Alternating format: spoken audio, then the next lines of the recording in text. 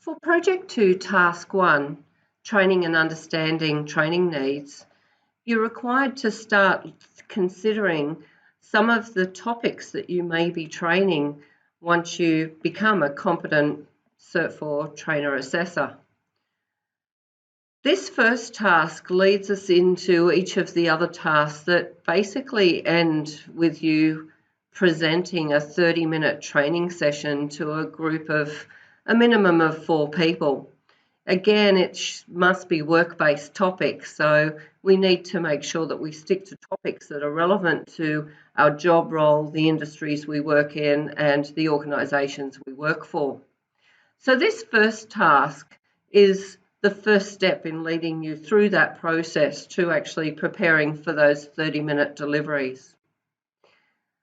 So let's have a look at what you're required to do. So make a list of all the topics on which you could train when you're a qualified Cert 4 trainer assessor. The list of topics should be specific. The more specific you can get here, the easier it will be when it comes to linking it to units of competency and also identifying learning outcomes that you can achieve in that 30-minute time frame.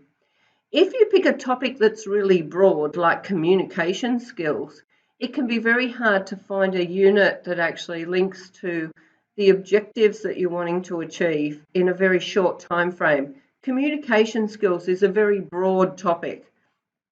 What we might want to look at is instead things like, is it going to be focused on verbal communication or written communication or communication styles and the impact they have on the work that we do and the relationships with the people that we work with. So what you need to do is specify a topic that could be covered in 3 30-minute sessions with some practice in between. There should be some kind of link or sequence between those topics. So for instance, if I went with the communication skills, your session number one might be on written communication, your session number 2 might be on communication styles, and your third one might be on verbal communication, for instance. We also need to think about the best way that we can actually deliver those sessions, how we can make them interactive and informative, and make sure that there is a level of engagement between yourself and the learner. So think of topics that you're familiar with, topics that you're comfortable delivering, topics where you think there might be a level of engagement or some activities that you could make it a bit of fun. Learning should be fun. So once you've completed that list, then what we want you to do is select a total of 6. And from that selection of 6, you'll need to identify where there's an industry need for each and who the target learners might be for each of those topics. And again, we need to be specific about the target learners. For example, instead of writing the word workers or employees, instead we need to write maybe something like new starters in the business, generally leading hands who are mostly aged 25 to 40 years old. Or we might put experienced managers who are in a step-up position. So there's a lot of different things that we can put with regards to who our target learners are. And we just need to be a little bit more specific than workers or men aged 25 to 60, if you get what I mean. Let's think about their roles and how they're going to use that information that they're getting from the training that you're going to provide.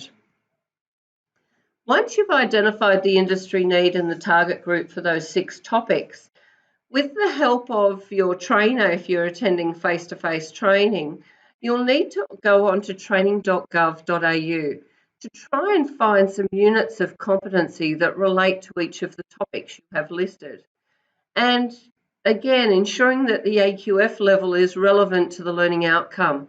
For example, if you're talking about advanced communication skills or advanced writing skills, then you wouldn't put a Certificate 1 level unit. It would probably be a diploma level unit that you're going to pick. But again, we don't want to pick a level that's too high for the learning outcomes that we're actually trying to achieve. This linkage between your topic, the learner needs, the industry needs, and the unit of competency is where it all comes together. So it may take a bit of time for you to actually find the right unit at the right level to meet all of those needs. Again, your Foresights Trainer Assessor will help you. If you're doing this course by distance and you don't have access to a trainer as part of your course, then don't forget you can always book a session with student support. They're there to help you and guide you. Training.gov is a massive site and it has so many units of competency. It's kind of like finding a needle in a haystack. But your Foresights trainers and assessors will help guide you to find the right unit. We've done it many times and we know how to find the tricks and where to find just the right unit to meet your needs, or at least put you in the right direction. So let's have a quick look at the template, I should say, that you need to fill in below. What topics could you train, industry, target learners, and the unit of competency? And I've already explained what's needed for all those three. So the first part is your topic, for example, writing skills. The industry need, well, why do they need to develop their writing skills, and particularly who are your target learners and what types of writing skills do they need to develop? And then from there, looking at the unit of competency, which might be write complex documents or write simple documents. Each are at a different AQF level and have different learning outcomes, but it's about improving the writing skills of those learners. Please don't forget to contact student support, particularly if you need any help trying to link that unit of competency with the topic that you've selected. It can, as I said, be quite a difficult site to navigate and find because there are so many national units of competency. Moving on to the next tasks leading up to your delivery of this particular topic, you'll actually be breaking down that unit of competency in more depth. So we need to make sure that we pick the right ones here. Another thing that's really important to mention here is with the delivery of those units, you're not delivering the whole of the unit. That's impossible to do in 30 minutes, but there are certain criteria within those units that will link to what you're trying to achieve. So I hope this has been helpful, and again, we look forward to receiving your submission. Don't forget, student support's there to help you.